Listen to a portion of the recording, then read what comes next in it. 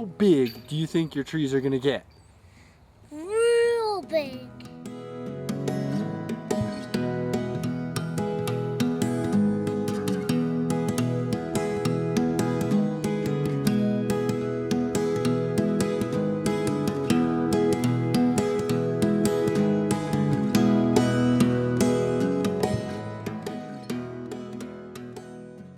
I'm John Pickett. I'm the founder of the Sugar Pine Foundation, and today we're on east shore of Lake Tahoe, Sand Harbor. Hi, I'm Maria Mircheva, the Executive Director of the Sugar Pine Foundation. I'll be taking you out into the field to show you the effects of blister rust on white pine ecosystems.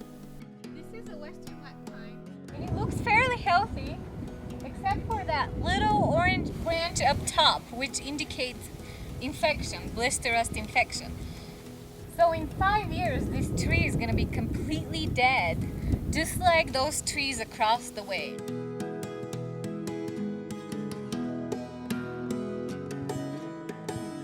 In 2005, I got a contract with the Forest Service. I got to go camping all over California and look at and evaluate the health of white pine forests throughout the Sierra Nevada.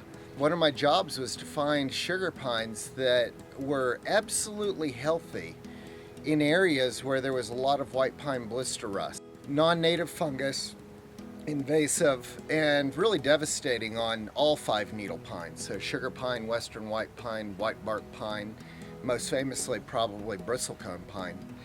You know, in the Tahoe Basin, you look around and it's all green and it looks pretty good, but we're not far off from what's happening in Northwest California right now, and it's devastating. We are losing entire forests to this fungus. And that's what's happening in Montana and Idaho and Oregon, Washington, where entire mountainsides have just been devastated. And in the Tahoe Basin, right now in 2008, we're kind of on the cusp of that. We see a lot more rust on North Shore and West Shore than we do on East Shore. So we're kind of right in the middle of where the spread is happening right now and where we see the infection rates really picking up in the ecosystem. So what is the impact of these new non-native species that we're introducing into the environment? You're going to see the ripple all the way through the ecosystem. As the white pine blister rust moves through areas and wipes out entire high elevation forests, the light's able to get on these mountain slopes and melt the snow faster. It has 2 big impacts.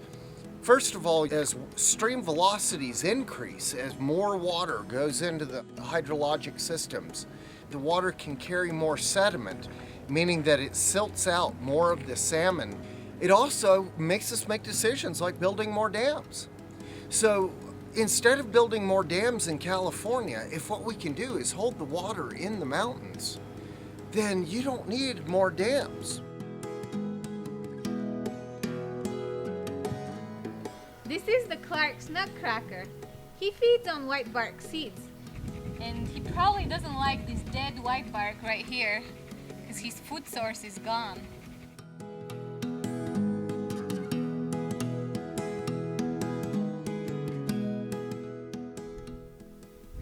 Today we're here at Heavenly Mountain Ski Resort. We already talked about the effects of blister rust on the environment. Now we're going to point out how it would ripple through the economy as well. Behind me is a dead white bark tree. White pines make up the majority of our high elevation forests, as we see here at Heavenly Mountain Ski Resort. But the infection rates are so high, about 50%. That means that in about 10 to 20 years, half of this forest would be gone. There would be less trees to hold up the snow, and our ski season would be shorter. Our beloved tree skiing would be gone.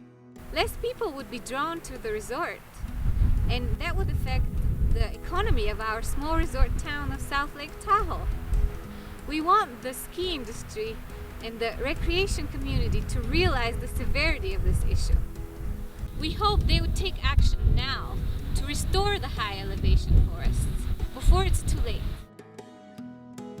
So in Lake Tahoe, over the last 10 years, we've spent nearly $1 billion trying to reduce the amount of sediment that flow into the lake. And yet it'll be for naught if we don't get a handle on these high elevation forests that preserve the snowpack in the mountains. We want to keep Tahoe blue, but the only way to keep Tahoe blue is to keep our high elevation forests green. We're at the point where we're actually starting to do our restoration work. We're finally planting genetically resistant sugar pines out in the environment. In the fall of '05, we got cones collected out of 100 sugar pines. The following spring, the Forest Service actually grows what we call a family of sugar pine seedlings. They also grow some of the spores. They infect those seedlings with the spores from this rust. And then they come back a couple of months later. If the seedlings are alive, something good's happening in the tree. Some trees have a resistance to it. We want to find trees that have that resistance so that we can plant seedlings and restore these trees back into the ecosystem.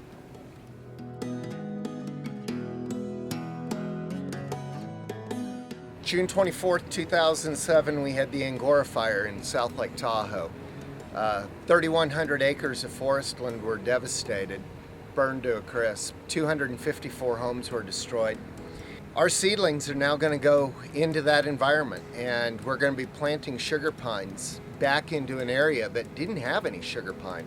It had been logged off in the Comstock era in the late 1800s. No more sugar pine existed in that area, and as the forest develops again, and over the next 40, 50, 100 years, people will have sugar pines to enjoy out there, and they'll be able to survive in the face of this non-native invasive disease that's destroying white pine ecosystems.